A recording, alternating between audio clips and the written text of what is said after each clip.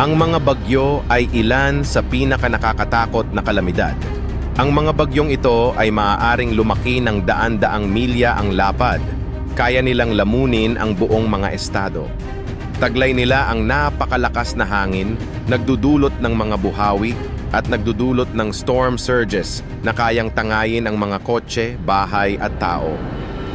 Isipin ang mga pinakatanyag na bagyo sa kasaysayan. Paano natin sinusukat ang kanilang epekto sa mga lipunan? Sa kung gaano sila nakamamatay? Sa lakas ng kanilang hangin? O sa dami ng pinsalang dulot nila? Ang totoo, lahat ng ito ay mahalaga. Kaya narito ang aming listahan ng 5 pinakamalalaking bagyo sa kasaysayan ng tao na saklaw ang iba't ibang kategorya.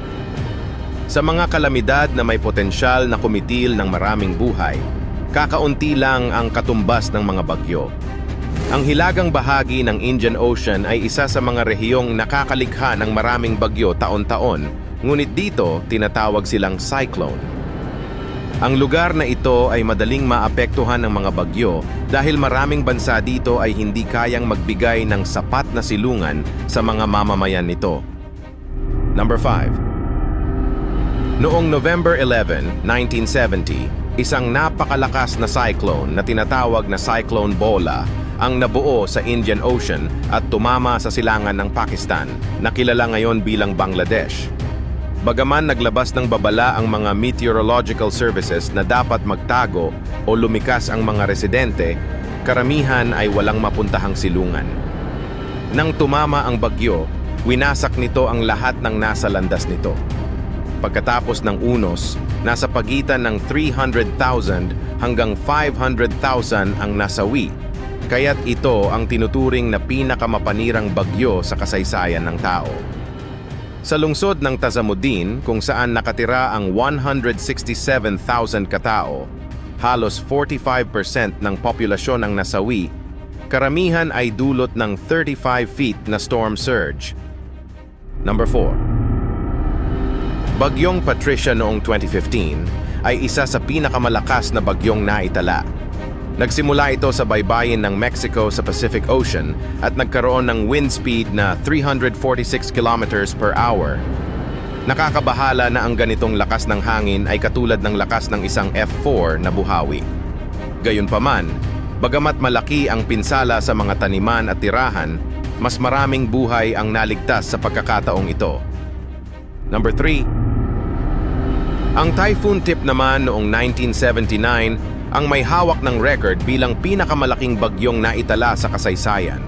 Sa pinakamalaking sukat nito, ito ay may lapad na 2,220 kilometers, sapat upang lamunin ang kalahati ng kontinental na Estados Unidos. Ang storm surge at malakas na hangin nito ay nagdulot ng malawakang pinsala sa Japan at ilang kalapit na bansa. Number 2.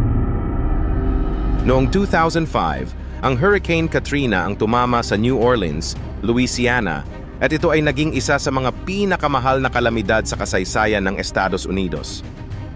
Ang bagyo ay nagdulot ng pagbaha at pagkasira ng mga tahanan. Nasa $81 billion ang halaga ng pinsala sa ari-arian, habang tinatayang $150 billion naman ang kabuuang epekto sa ekonomiya ng Louisiana at Mississippi. Number 1. Ang Cyclone John noong 1994 ay naging kakaiba dahil ito ang bagyong may pinakamalayong nilakbay at tumagal ng 31 days na naitala bilang pinakamahabang buhay ng isang cyclone. Lumakbay ito ng 13,280 kilometers na nagpakita ng kahanga-hangang tibay ng bagyo. Ang mga bagyo ay maaaring sukatin hindi lamang sa laki at lakas, kundi pati na rin sa kanilang epekto sa ekonomiya at mga komunidad. Sa pamamagitan ng pag-aaral ng mga ito, mas nauunawaan natin kung paano tayo mas makakapaghanda sa mga paparating na banta. Panoorin ang sunod na video.